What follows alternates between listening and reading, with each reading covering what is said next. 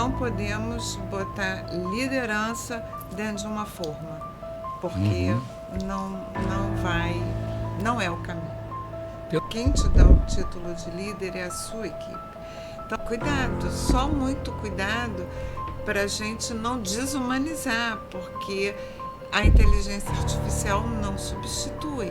Ela veio para agregar, ela não pode vir para substituir, né? Então, o RH, os CEOs, a estratégia das organizações precisam ter muito cuidado para não perder isso de vista.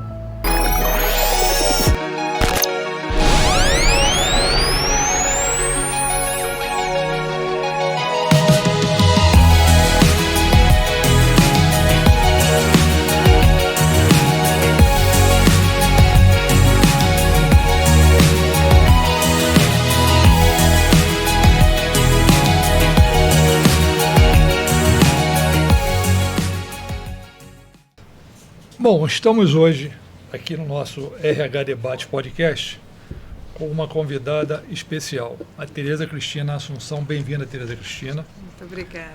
Psicóloga, pós-graduada em gestão de consultores internos, pós-graduada em gestão de pessoas. Eu vou deixar até que o Léo dê continuidade, porque se nós formos falar somente das especialidades dela, são 2 podcasts, né, Léo? Mais ou menos isso. Bom dia, gente. Bem-vindos ao RH Debate Podcast mais uma vez. Falar da Tereza é muito fácil. Tereza é uma amiga muito querida.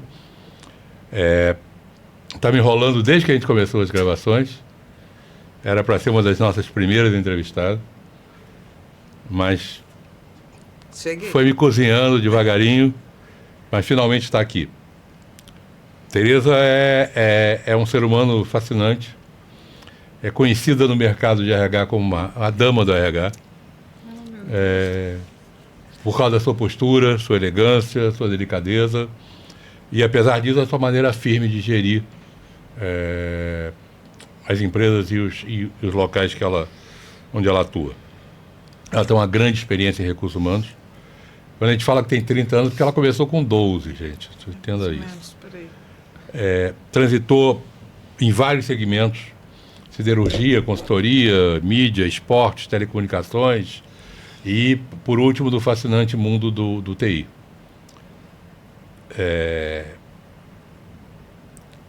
Ela tem uma experiência que é sensacional, mas que a gente vai deixar para falar sobre ela mais no final do podcast, tá? E aí fica como um spoiler para vocês aguardarem o final do podcast. Hoje o tema é o desafio de ser líder, identificar e reter talentos, e talento e liderança, elas se cruzam. Tereza, bem-vinda. Obrigada. Fala um pouco de você pra gente. Falo, mas primeiro agradeço esse carinho todo dessa apresentação. Léo é um amigo querido de muitos anos, RH Debate é uma relação antiga. Eu até estava assistindo o podcast da Cláudia, e a Cláudia comentou que era um amor antigo, que ela sentava lá e dizia: quando que eu vou estar nesse palco, né? Eu ouvindo, falei: puxa vida, vivi a mesma sensação, né? E hoje ela passou por aqui, semana retrasada, eu acho, e hoje eu estou aqui. Muito obrigada pelo convite, é um prazer compartilhar. Eu acho que é muito bom ver o RH Debates dar esse passo, né? Evoluir, tomar outra forma e chegar de novo perto de todo mundo. Isso é muito importante. Vocês estão de parabéns pela iniciativa. E muito obrigado pelo carinho do convite e da apresentação. O RH Debate, na verdade, ele estava precisando voltar de qualquer maneira. Sim. Né? E uma das coisas que eu estou muito feliz é que todas as pessoas que eu procurei estão dizendo presente.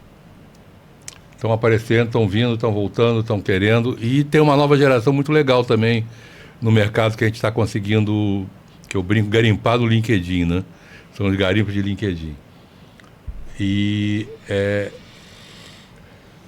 RH, na verdade, ele precisa tá se conversando, se debatendo. É uma maneira da gente estar crescendo e tá vivendo aquilo que a gente ama, né? De uma forma diferente, né? É troca, né, Léo? É troca, né? E assim, ninguém vive sem troca, né? Sim, exato. O RH também não vive, os profissionais de RH também não vivem. Então, vocês são esse veículo de troca, que é muito bom para mim, para vocês e para todo mundo. Ficou um vácuo que tá ali nesse mercado quando se encerrou o RH presencial, que muita gente perguntava isso um dia, será que um dia volta? E a gente tem contato com muita gente. E até que tivemos essa feliz ideia de fazer no podcast. Mas eu acho que ainda volta. Teremos. Nós teremos... Ou pelo menos eu torço, Carlos. Nós teremos, você vai saber lá no final. Agora deve saber, né? Pode saber logo até, acho que é interessante. Nós teremos, em janeiro do próximo ano, nós teremos um grande evento presencial. Que boa notícia. Exato. E que os melhores episódios, os nossos convidados serão homenageados e presenteados. E eu tenho certeza que você estará no palco lá conosco nesse evento. Muito obrigada. Estou aqui na torcida, estando ou não estando no palco. Né? Mas, de toda forma, você já fará parte. Eu tenho certeza que você vai chegar. Será uma das finalistas, eu não tenho dúvida. Pelo que nós já vimos aqui da nossa conversa e da nossa pauta aqui, é muito boa. Vocês não podem perder nenhum instante disso. Legal. Vamos lá, gente. Tereza, liderança tem fórmula? Será que a obsessão por fórmulas de modelos de liderança e ideias não está nos afastando do que realmente conecta as pessoas nessas relações? Léo, assim, liderança é um tema fascinante, né? E o RH debruçou nesses dois temas que a gente traz, liderança e talento, ao longo de muito tempo. E fez um trabalho com maestria. A gente construiu métricas, perfis, treinamentos, processos, mas hoje, né, eu tomo a liberdade de dizer que com o tempo de carreira que eu tenho, com todo o trabalho de liderança que eu já fiz, é igual uma construção. Você constrói, você tem que parar, você tem que analisar, você tem que retocar ou reconstruir alguma coisa que não ficou boa. E essa é uma reflexão minha de tudo isso. O que a gente tira? Qual é a análise que a gente faz, né? Existe essa fórmula? Eu acho que não. E eu acho que não ter é o fantástico da história, porque as fórmulas podem até, ou o formato, o nome que a gente quiser dar, pode até te colocar numa cadeira de gestão, mas ele não te dá o título de líder, porque quem te dá o título de líder é a sua equipe. Então, se a sua equipe não está, e aí eu acho que a grande palavra é conexão. Se essa conexão não existe, e aí, Tereza, como é essa conexão? Né? Essa conexão passa por um comportamento de uma escuta, de empatia, de credibilidade, de confiança, e aí a conexão faz e você tem a liderança. Tudo isso que a gente fez, então, Tereza, não valeu, não. Eu acho que caminhamos produtivamente. Eu tenho certeza que os RHs que se dedicaram a isso formaram ou contribuíram, né, para lideranças excepcionais, mas a gente não pode, na minha visão, perder o viés de que não podemos botar liderança dentro de uma forma, porque não é o caminho. Nós não temos dois líderes iguais. Não. Né? Nem liderados. Não temos também. pessoas, não teríamos líderes, né? Sim, exato. Ainda sobre liderança, pós-pandemia, né? Durante a pandemia e pós-pandemia, a gente teve uma monstruosidade de uma grande migração para home office. Sim. Né? Hoje, alguns movimentos de híbrido estão acontecendo. E como é que fica a liderança para essa geração que nasceu na força de trabalho já no home office? Fica complicado, né? Estabelecer uma relação de liderança com todos os teus liderados longe de você, na verdade. É difícil, tá, Léo? Eu vivi a experiência de ser 100% home office desde a pandemia até agora.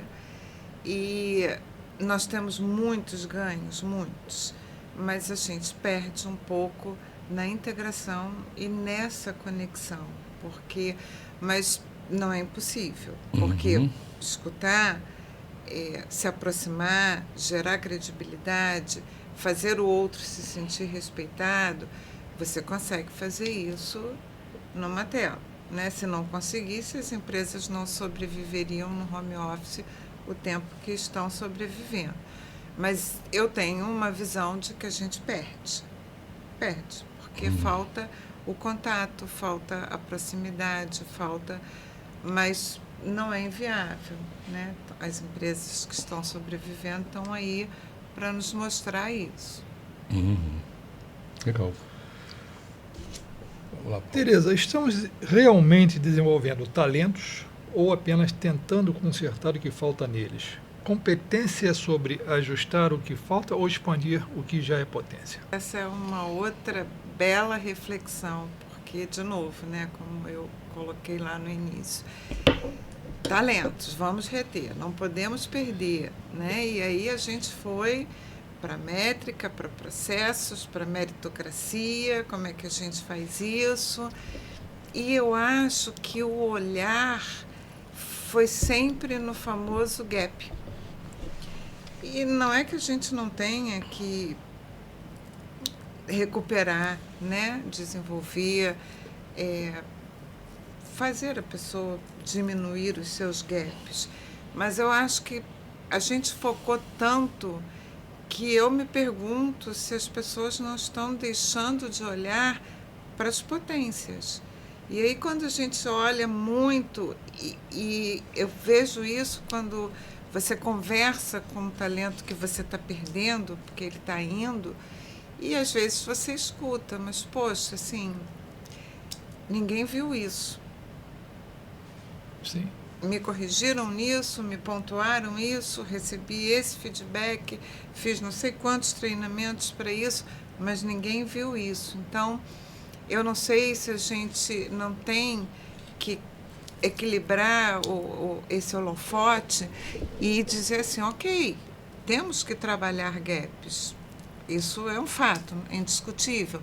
Mas será que a gente também não tem que expandir uma potência que já está ali pulsando, que ele tem de muito bom e que se você passa do bom para o ótimo, você tem um ganho muito maior do que você passar um gap vamos supor, do ruim para o médio?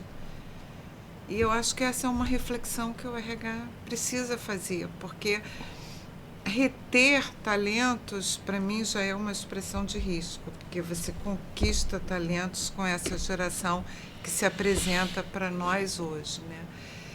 E eu acho que como você conquista? Ele precisa sentir alguma coisa para dizer assim, ok, vale a pena eu ficar aqui, ok, é aqui que eu quero, ok, isso aqui faz sentido para mim.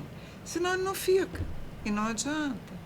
E eu acho que um dos caminhos que a gente precisa ponderar, se a gente não tem que olhar com mais carinho, é esse de onde a gente está colocando a nossa energia para equalizar competências ou comportamentos ou performance desses talentos, né? Eu acho que a gente está deixando escapar o trabalho de vamos pegar essa potência e vamos fazê-la explodir, porque o que a gente está fazendo, ou o que é talvez o maior ganho? É a gente corrigir ou a gente expandir? Será que se a gente expandir o que já está bom, a gente já não gera um equilíbrio e ali por trás dos panos a gente corrige, mas leva para o outro a percepção da valorização, do reconhecimento e, né, a conquista junto? É interessante, você está falando isso aí, eu me lembro de um passado meu, como comercial de uma grande seguradora. E eu sempre fui muito rebelde. Eu nunca consegui me colocar em caixinhas. Assim, eu tinha o meu método e eu participava de treinamentos e tudo mais, mas eu digo, está errado esse método. Eu vou usar o que o meu instinto diz. E eu criei muitas inimizades lá dentro porque eu segui o meu método. E sempre fui o mais bem sucedido na área que eu fazia. Até que um dia não deu mais certo, eu saí. É claro que existem valores e caminhos que todos os líderes precisam, né? Pela ética, por todo o resto. Mas a sua caixinha te faz. É porque tem muito, assim, a percepção e o talento nato, que existem os talentos natos. Eu nunca achava lá atrás que eu tivesse talento para a área comercial e de repente descobri que tinha. E eu tinha os meus insights, você ouvindo tudo para trás do que era feito, eu digo, mas espera aí, se eu fizer assim eu já vi que dá certo.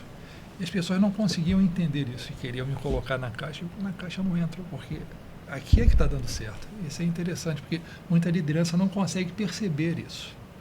Não? Na verdade, você tem até uma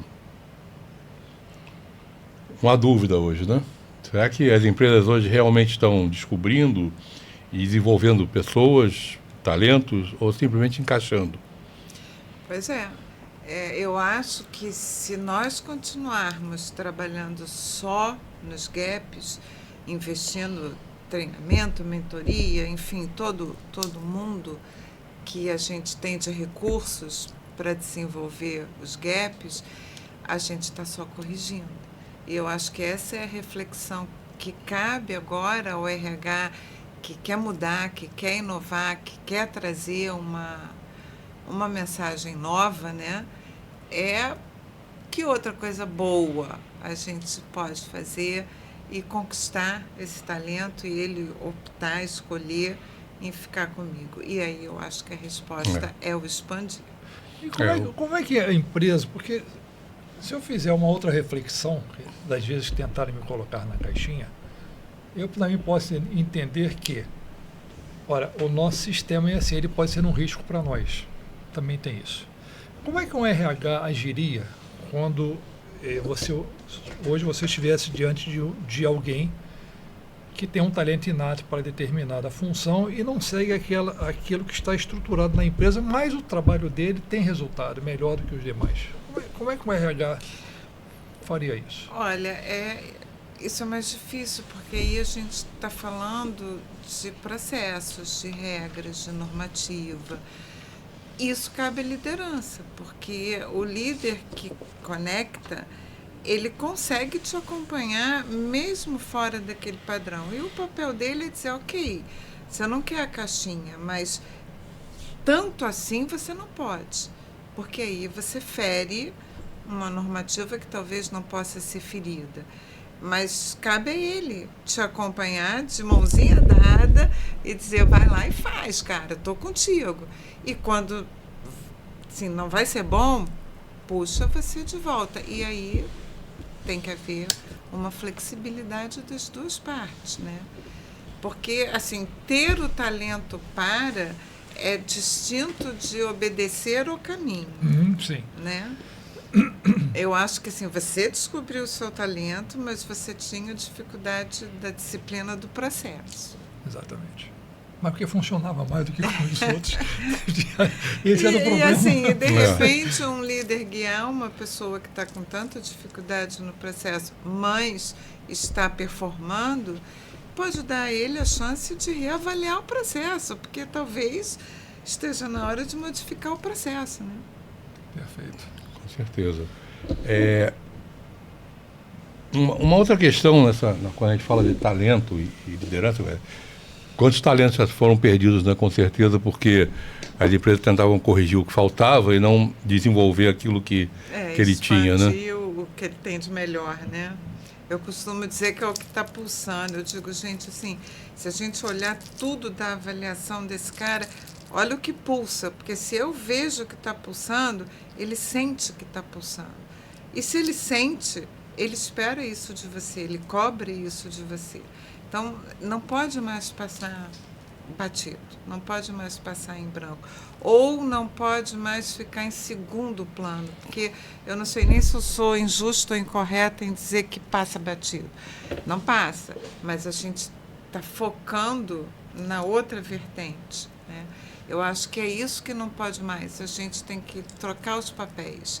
Gaps passam para panos de fundo e potências, né, tomam a luz da câmera.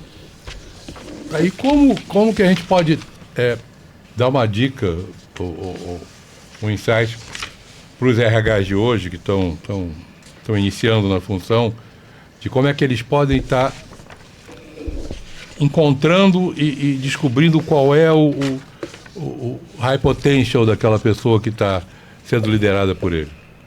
Olha, Léo, ele só precisa fazer um ajuste de lente, porque no momento em que ele avalia, mede, mensura, para achar o gap, ele está sinalizado ali a potência, né? As duas coisas aparecem dentro de qualquer instrumento de avaliação e, para um bom líder, no dia a dia do trabalho, se apresenta com frequência na entrega, na performance. Então, é um ajuste de lente, é um ajuste para o RH de cultura, né? Não vou depositar toda a minha energia só, mas também em corrigir, vamos treinar, vamos subir isso aqui que está no 2 para o 4, que está... Estou citando números, cada um tem a sua métrica, né? Não, é assim, isso aqui está no 8. Se ele for 9, explode. Então, vamos trabalhar para virar 10. E é claro que, em paralelo, a gente vai subindo ali o 2 para o 4. Né? Acho que você tocou num ponto crucial, né? Para o bom líder. Eu acho que aí tem um grande problema nas empresas também, né? Para que você possa fazer isso, você tem que ter um bom líder.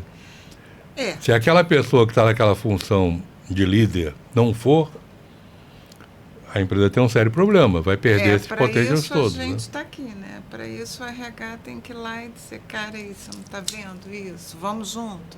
O que você precisa para fazer? Então, assim, o RH também tem que mudar o foco da lente. E o RH tem que, como sempre, né, tá ali para e passo com a liderança em tudo. Porque se ele não vê, você como RH, que tem toda a instrumentação e o resultado da instrumentação na sua mão, tem que estar junto com ele. Aproveitando esse gancho, todo líder é um influenciador. Mas, verdadeiramente, o que ele está influenciando atualmente? Como é a sua visão aí? Pois essa é a grande pergunta, né? Que o líder influencia, ninguém tem dúvida, né? Mais ou menos o modelo de filho para pai, né? Você influencia o filho em tudo porque você é o modelo. Eu acho que a grande reflexão dessa tua fala é o que ele está influenciando. Ele está influenciando a coragem ou o medo? Ele está influenciando a corrida da entrega juntos, ou ele está influenciando uma competição silenciosa? Ele está influenciando credibilidade, ou ele está influenciando um comportamento correto politicamente? Né? Então, assim, a liderança hoje, ela não pode perder de vista que ela é influenciadora. Ela não precisa escolher, ela não precisa perceber, porque sem sentir, isso já aconteceu. Você é olhado na sua tomada de decisão, no seu comportamento, na sua postura, nas coisas mínimas, numa discussão, numa reunião, na defesa de um projeto, na luta por uma conquista da equipe.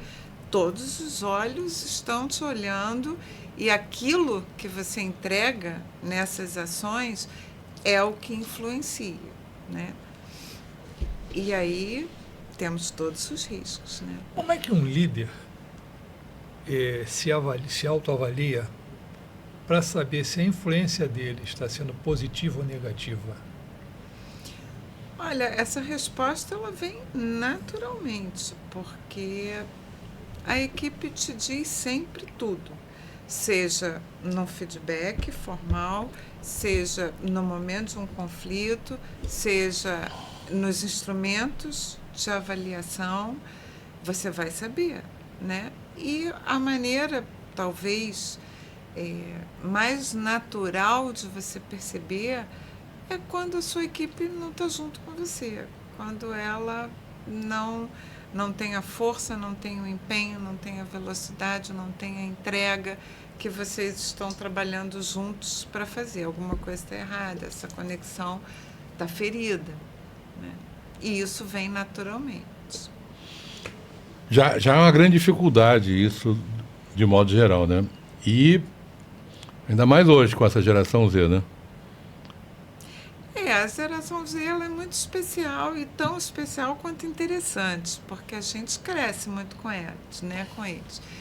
Acho que a gente precisa entendê-los, respeitá-los, mas colocar todos os limites, porque o mundo, o céu infinito é o limite para eles, né? E, de novo, minha visão, as coisas não seriam assim tão abertas, mas a troca com eles é uma troca muito rica.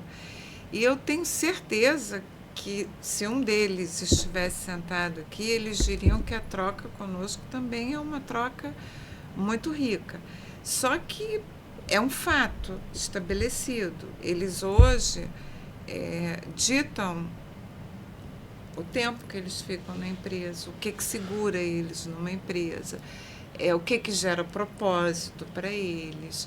Então, cabe a gente, eles estão aí, precisamos deles, entender o equilíbrio disso, né? Que a gente pode oferecer disso tudo que está sendo desejado e como é que a gente pode ensiná-los a, peraí, né? Eu te dou, mas me dá também.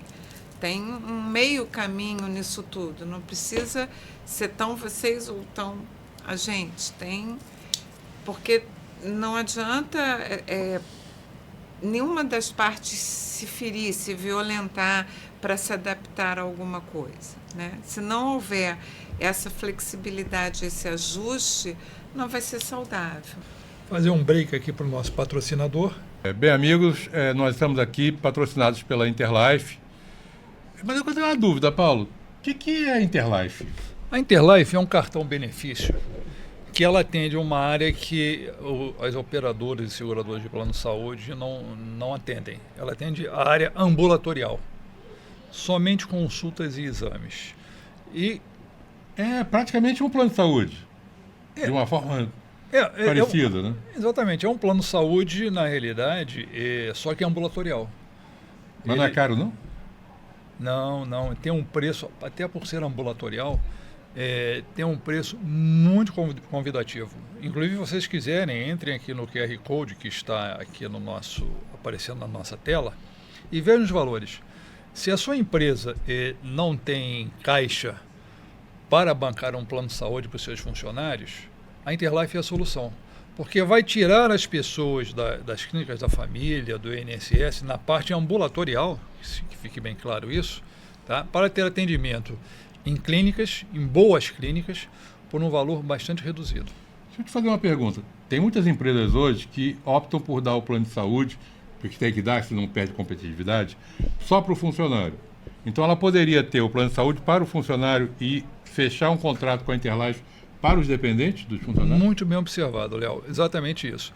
Então, se a sua empresa oferece plano de saúde para os funcionários, mas há uma demanda para que os pais desses funcionários que não estão cobertos no plano de saúde tenham algum tipo de benefício, a Interlife é a solução para isso.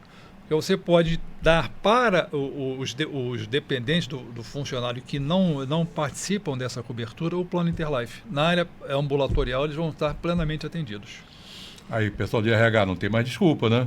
Agora, chama o pessoal da Interlife, vai conversar e é mais um benefício legal que vocês podem estar dando para os seus funcionários. Exatamente isso. Então, Interlife, é só procurar aqui no QR Code e vocês vão ver que realmente é muito bom. E atende em 11 estados. Qual é o maior investimento que as empresas devem fazer para garantir relevância no futuro? Olha, eu não tenho dúvida dessa resposta. Eu acho que é se manter humanizada, porque todos os outros investimentos estão sendo feitos. A inteligência artificial está aí, melhorando processos, resultados, velocidade, qualidade. Agora, ela não substitui uma escuta, ela não substitui um feedback que acrescenta, ela não substitui um colo que aconchega num luto, num problema, numa coisa qualquer. Então, a gente precisa ter muito cuidado para não achar que a mágica ela vai acontecer só porque a inteligência assumiu um papel de relevância. Porque se a gente perder a postura de uma empresa humanizada, vai desandar. Com esse advento da inteligência artificial, o que você nota no comportamento das pessoas com essa convivência? Você percebeu alguma modificação nisso, no trato com as pessoas? Como é que é isso na sua visão? Olha, existe, eu percebo nas pessoas assim, um interesse absoluto por passar a fazer tudo com a inteligência artificial. É saudável, porque você tem melhorias, né, de processo, mas eu percebo que em alguns momentos ou em alguns lugares o distanciamento está ferindo relações, entregas, que é o cuidado que eu acabei de mencionar quando a gente fala de futuro.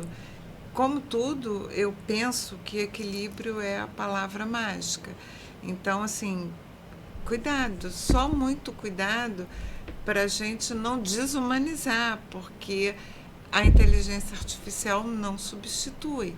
Ela veio para agregar, ela não pode vir para substituir, né? Então, o RH, os CEOs, a estratégia das organizações precisam ter muito cuidado para não perder isso de vista. Eu penso, né? Uhum. A tua última experiência foi numa empresa de TI. Sim. Existe uma dificuldade maior em relação aos colaboradores, na verdade, porque o pessoal de TI sempre a gente... Na empresa, não, isso é aquele pessoal de TI. Aí você chega numa empresa que todo o pessoal é de TI, né? Na verdade. Como é que é essa relação? O pessoal de TI tem um perfil diferenciado, não há dúvida, né? É um perfil mais prático, mais objetivo, mais resumido, mais reservado, mais focado, mas ele não te impossibilita de trazê-los para o social, né? Às vezes mais difícil, às vezes você vai conquistando, mas você citou a minha experiência na empresa de tecnologia e os resultados, né, de satisfação, de motivação, das ações de integração eram positivos mesmo, sendo a maioria de profissionais de tecnologia. Eu acho que cabe ao RH entender esse perfil, procurar os melhores caminhos e ir testando, porque uma hora o retorno vem. E veio. E era um clima muito bom, muito saudável, muito colaborativo. Legal. Tereza, eu queria entrar num ponto agora que eu acho que vai ser bastante interessante para os nossos ouvintes e espectadores, né? Você teve uma experiência ímpar profissionalmente. Existem momentos que acontecem nos países, que são momentos bastante diferenciados, que é uma Copa do Mundo, é um Jogos Olímpicos ou uns Jogos Pan-Americanos. Você comandou a área de RH, principalmente a área de RH formal, né, para contratados e profissionais, no Correio, nos Jogos Pan-Americanos. Sim. Conta um pouco para a gente como é que foi essa aventura, né? Eu imagino, gente, imagina 11 folhas de pagamento diferentes, 2.000 contratações, salário, benefício, tudo que você pode imaginar, e, de repente, desmobilização, que você tem que fazer de uma hora para outra porque acabou. Né? Conta um pouco para a gente dessa... Eu diria para você, Léo, que assim, tem aquela frase, né? Você não entende a minha dor, porque você ainda não viveu a minha dor. E os jogos, eu acho que são mais ou menos assim. Se você não viveu, você não tem noção da intensidade do que eu vou dizer. Porque é uma coisa, assim, completamente fora do padrão. Se a gente for para esse teu lado mais burocrático, administrativo, foge a qualquer padrão organizacional. Sim. Porque você tem uma folha, né? E lá é exatamente assim. Você tem folha da prefeitura, do governo federal, cada um com o seu aporte, cada um com um grupo, com um objetivo, prestação de contas. Mas eu acho que o viés mais interessante é o viés do RH de toda outra parte, de captação, de competências, de integração. Nos jogos, você vê competências de uma forma viva, como você nunca imagina que você vai ver. Colaboração, espírito de equipe. É uma coisa assim, muito fantástica, porque aquilo ali é um propósito. Aquele jogo tem que ser entregue. E não importa se faltou a comida de madrugada.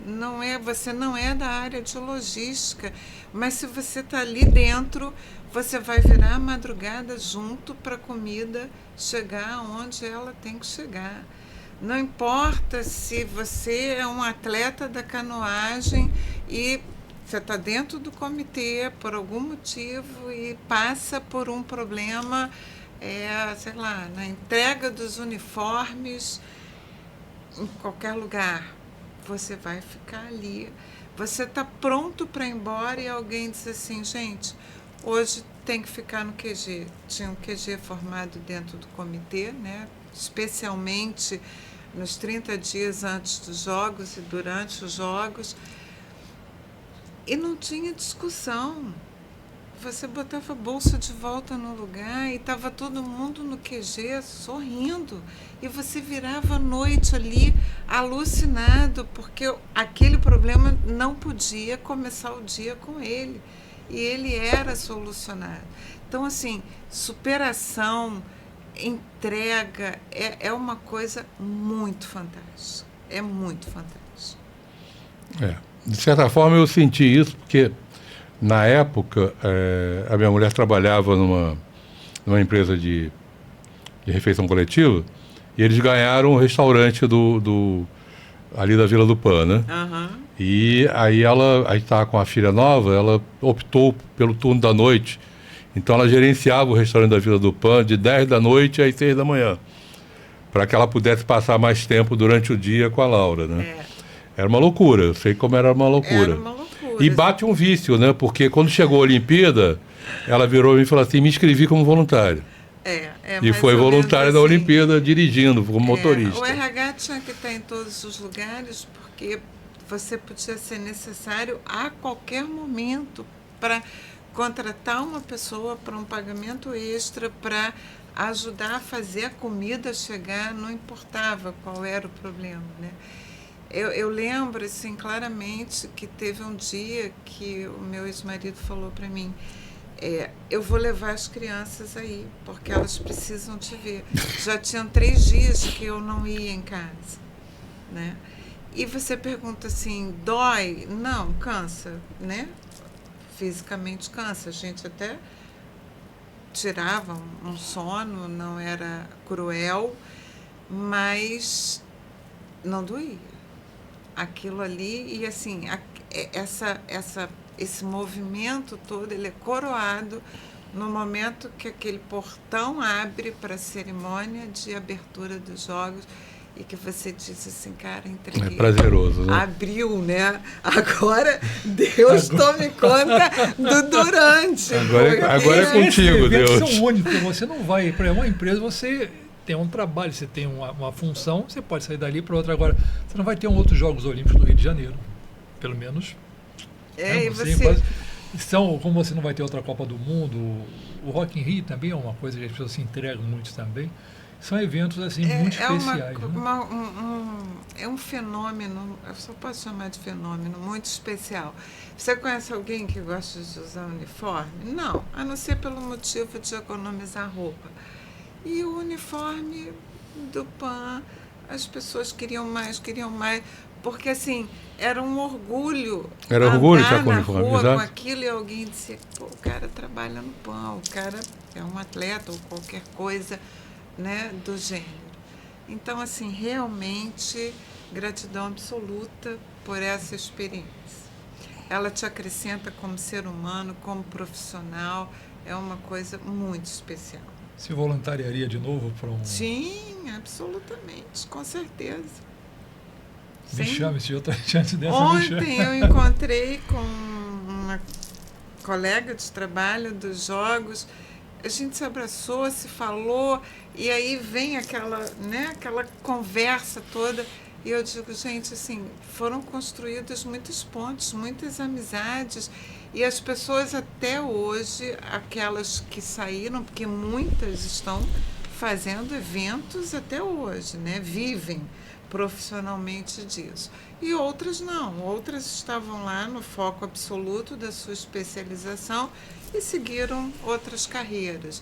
Até porque, muitas vezes, se você não se dedica a essa carreira de eventos, você interrompe a sua carreira, interrompe prazerosamente a sua carreira profissional por 2 anos e pouco, para construir um evento. Aí ele acaba até você ter outro, né? Ou você se dedica a isso e tem uma carreira, né, montada com esses degraus, ou você vive essa experiência e volta para o seu mundo e não esquece nunca mais. Eu tenho um conhecido que ele participou das Olimpíadas, trabalhando na organização, e estava quase terminando, falou assim, e agora, Rodrigo? Sim, e agora estou indo para o Japão. Já fui convidado, eu vou. E ele, até hoje, é o caminho, ele virou profissão. É um grupo que vai... E o Comitê Olímpico Internacional vai levando esse grupo. A CBF leva e outras instituições levam.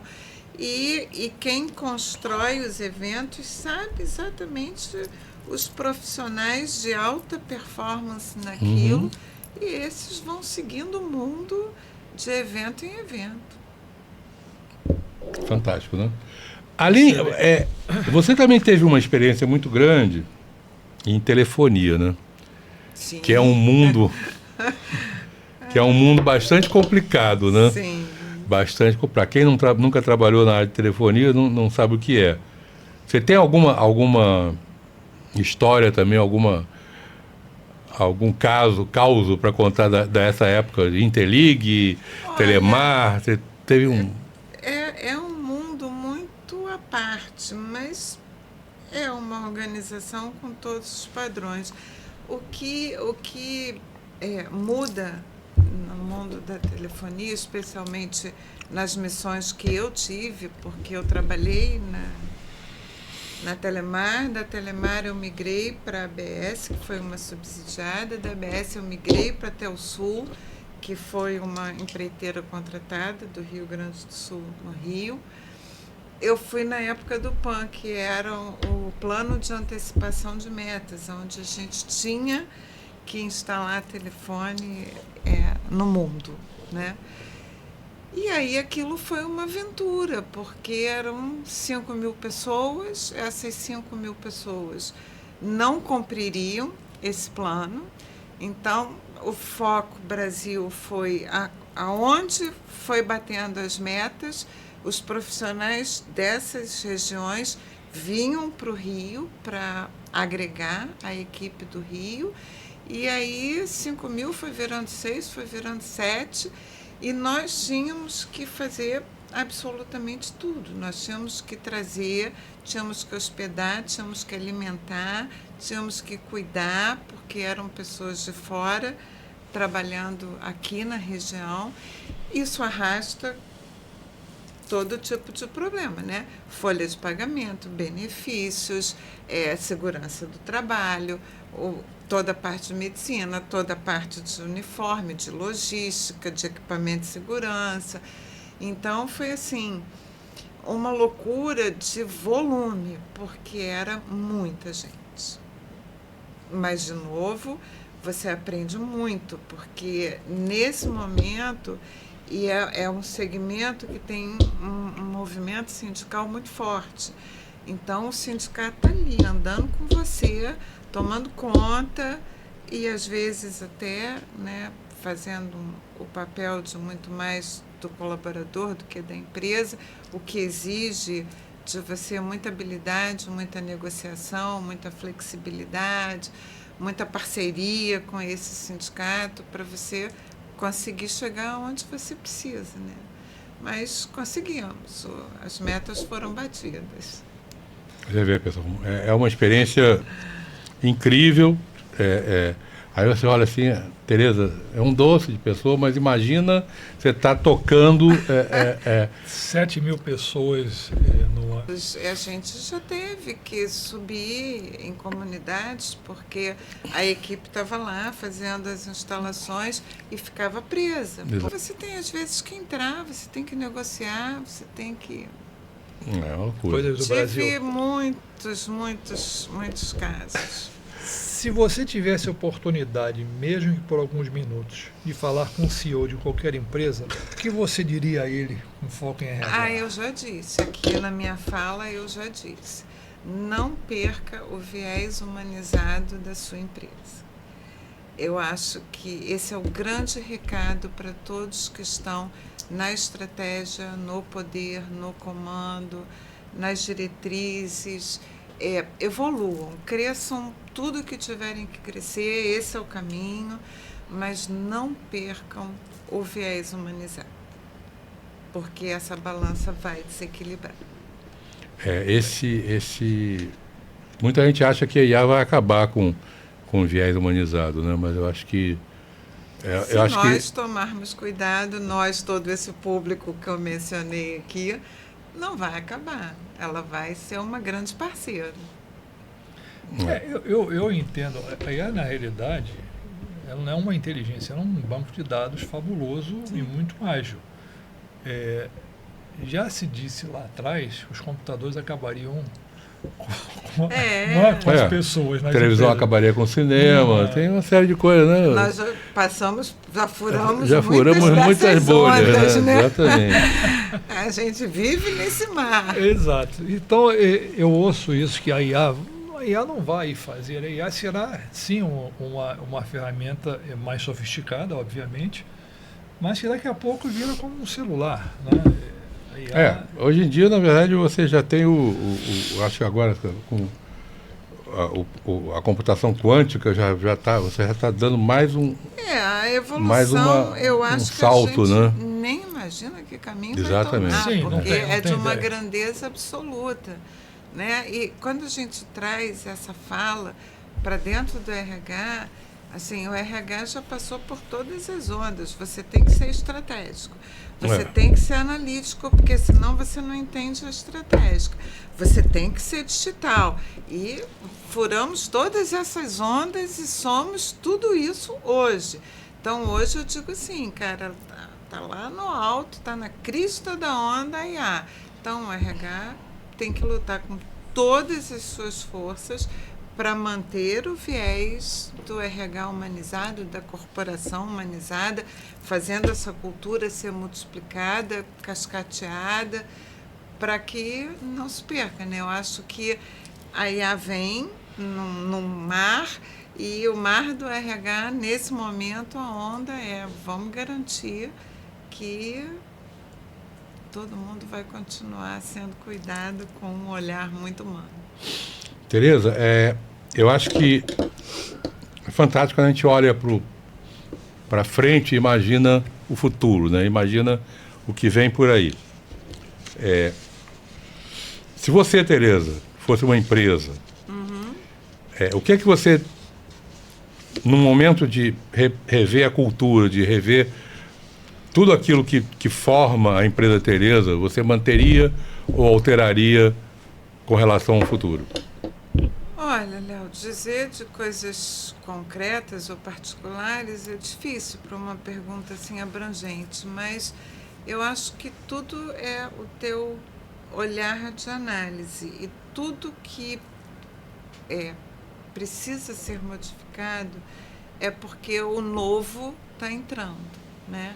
E eu acho que nunca você tem alguma coisa que eu li, né, a nossa pauta, e a palavra que está é recetado, né? O recetado diz assim, apaguei tudo, né? Eu acho que nunca a gente precisa apagar tudo, porque algumas coisas existiram, foram boas, continuarão. Essas talvez a gente precise de uma adaptação, de uma reforma, de uma pintura nova, de um olhar novo, e abrir espaço para o que estiver vindo, que a gente acabou de dizer que a gente não sabe, né?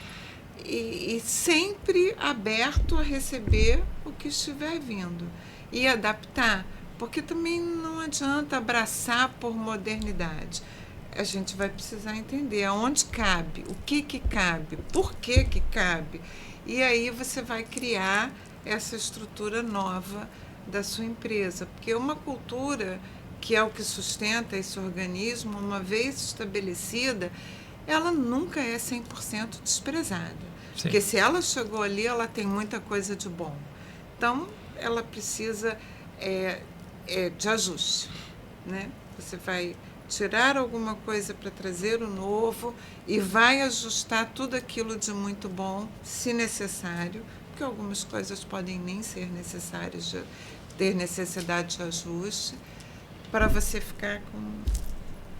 Não podemos ignorar o passado, senão nós não conseguiríamos avançar. O passado a história constrói. Foi provocação. Exatamente. A história sempre constrói.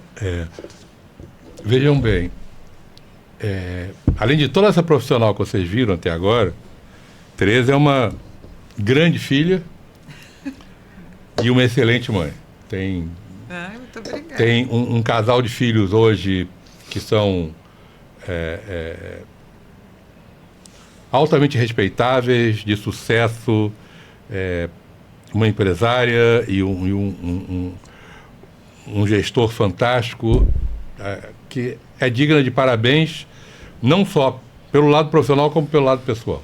Muito obrigada. Mas eu te são digo... São dois adultos lindos. São dois adultos maravilhosos, né? De verdade. Exatamente. Quer falar um pouquinho deles? Fala um pouquinho deles. E o olho brilha, né? Eu falo, eles são pessoas especiais, eu costumo dizer assim, não existe filho sem defeito, e os meus não são excepcionais, né? Todo mundo tem seus defeitos e suas qualidades. Mas eu sinto nas pessoas que os meus filhos se tornaram uma coisa muito... característica muito boa de valores bem estruturados, ética, responsabilidade, caridade. São pessoas disponíveis, são pessoas que são amigas quando são amigas de verdade. Então, ajustes ainda são feitos, né? A gente ainda tem ali os embates, porque são pessoas que começam a formar seres humanos que formam, né, o seu mundo, as suas opiniões, e às vezes isso acontece, mas eu tenho um orgulho absoluto de ter conseguido, e assim, o que mais me orgulha e que diz que vale a pena é que eu nunca abri mão da minha carreira, eu nunca parei de estudar, eu consegui me dedicar a tudo isso, tive muito apoio do meu marido, sim, também um pai muito presente, Mas com tudo isso, então, assim, eles são pessoas lindas hoje e profissionais estabelecidos, capacitados, respeitados. Então, eu acho que eu estou, assim, sem querer aqui, dando um recado. Tudo é possível, né? A gente não precisa abrir mão de nada. De novo, o equilíbrio é a palavra mágica, né? Perfeito. Léo. Mas muito obrigada pelo carinho dos seus Que é isso. filhos. A gente está chegando próximo do final, né? Alguém me disse que tinha um segredo para ser contado no final. Vai lá, conta o segredo. Antes de pedir para ela fazer uma reflexão final, Não, na realidade, acabamos falando no segredo que foi a participação dela nos Jogos Olímpicos do Rio de Janeiro. Sim, Isso aí, na realidade, na nossa pauta estava seria a última que Então, ela falaria sobre essa experiência que, como ela já disse aqui, vocês perceberam, uma experiência assim, que você só tem uma vez, né? Difícil ter a segunda vez. Né? Então, e você contando sobre a experiência, posso confessar uma coisa? Eu fiquei invejando o trabalho. Eu deveria ter a vontade me candidatado. Na próxima você entra como voluntário. Eu, toda vez que tem um evento, eu digo assim, vai como voluntário, vai na credencial para tomar conta do portão, mas vive um final de semana, vive um dia disso para você entender do que a gente está falando. O próximo com certeza. Com certeza. Eu não fui voluntário, mas eu serei. Eu tive a oportunidade pela Ogden. Nós vamos juntos. Não, eu tive a oportunidade pela Ogden de tocar toda a equipe de A e B do Maracanã no Rolling Stones e no Frank Sinatra. Mas não deixa de ser, pelo amor de Deus. Não deixa de ser um grande evento de muita responsabilidade. É o que eu digo, é um projeto que você disse assim. Mas na hora que o show acaba, você desmonta no escritório. Aconteça o que acontecer, eu tenho que entregar comida no show do Maracanã, né? Exatamente. Sim. Aqueles ambulantes, olha que loucura. Eu acho que o comportamento e as emoções são as mesmas, com certeza, com certeza. Gente, lembrando a vocês, curtam, se inscrevam, comentem, porque tudo isso vale voto para o prêmio RH Debate Podcast em janeiro do ano que vem. E acompanhem para janeiro estarmos todos lá. De qualquer forma, todos os nossos convidados vão estar lá. A gente está criando, você vai entrar num grupo de WhatsApp também, que eu chamo de Estrelas do Podcast. A partir de hoje eu estou te incluindo nesse grupo. Que bom, Léo. E é legal porque você vai ter, é um grupo que está reunindo todo mundo que veio aqui. Então tem uma coisa em comum. Todos têm uma coisa em comum, o RH Debate Podcast. É verdade. E a gente troca figurinha lá. Para todos que estão conosco nesse momento, se vocês não viram os outros, vejam. Eu não tinha visto todos e quando nós fechamos de eu estar aqui hoje, eu falei, vou visitar meus colegas, né, e ver como é que foi isso. E assim, gente, é uma troca espetacular. Então, se vocês ainda não passaram por todos, façam isso. Tá bem? Eu vou contar para você uma coisa que eu, por acaso, acessei ontem sem querer. Eu estava buscando a pauta no computador. E quando eu botei o RH Debates, ele me puxou todos os e-mails que o RH presencial me enviou na época, que era presencial. Eu falei, olha aqui. Os convites. Todos os convites. Olha a história aqui do RH. Depois, se você não tem, eu vou enviar para você. Na época que todo mundo duvidava que eu enchesse o auditório da Mil.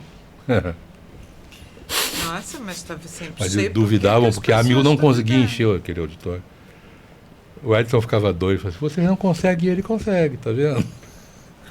Porque estava sempre muito sempre cheio. Sempre. Eu, diversas vezes, fiquei em pé na porta, assistindo em pé. Cadeira extra que o Edson odiava, eu tinha que botar, mas ele não podia saber que eu botava cadeira extra. Tereza, uma reflexão final, o que você achou de participar desse papo?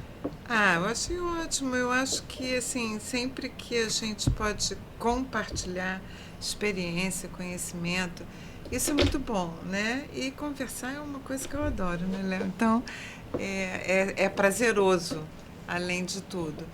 E especialmente quando a gente tem que falar de RH, e voltando à minha fala aqui dos outros, quando a gente olha tudo que vocês já abordaram, né, em cada encontro que vocês estiveram aqui, é uma contribuição fantástica, né? Você falou, eu aconselho que você veja. Eu já ia ver, eu sentei e falei, eu vou ver todos. Pum, pum, pum. Falei, gente, que fantástico, né? E acho que o que a gente consegue com isso, né, Léo? Pensar um pouco mais. Então, assim, eu convido vocês a refletir se esse podcast não pode, depois que você zerar as suas listas individuais, não virar uma mesa de debate, juntar pessoas com, né, mesmas ideias ou mesmas especializações para fazer uma troca mais rica. Eu acho que é uma maneira de continuar e da gente ganhar mais com essa troca. A gente que senta do lado de cá e a gente que está ali com a gente. Eu lembro que uma das melhores experiências que eu tinha, e é o que eu mais gostava, é quando eu fazia o RH Tipo Mulher, o RH Debate Mulher com painel, que eu botava várias pessoas falando e a gente encheu o auditório da Bolsa de Valores com isso. Era fantástico, muito bom mesmo. Tereza, muito obrigado. Obrigada a vocês. Todos por esse os links de contato com a Tereza vão estar na nossa tela. Na nossa tela. Vocês precisando conversar, perguntar, trazer a Tereza para fazer um trabalho com vocês, podem ter certeza que vocês vão estar tendo um ganho monstruoso das empresas, tendo ela ajudando vocês a fazer aquilo que é melhor dentro de RH. Ok? Muito obrigado. Obrigada a todos. Muito bom. Gente, eu voltei para o mercado também de consultoria. Tá? Eu estou na Interage. A Interage é uma consultoria de recursos humanos que tem várias soluções que permitem que a gente possa ajudar os nossos clientes em qualquer área de recursos humanos. De recrutamento de seleção a plano de cargos e salários. Qualquer coisa, acessem também pelo QR Code e venham ficar com a gente. E contem com a sua bagagem em recursos humanos, que é... pequenininha, né? 40 inteiro. anos de mercado. É Ok, mesmo. gente. Obrigado, Interlife. Obrigado, Interage. Obrigado.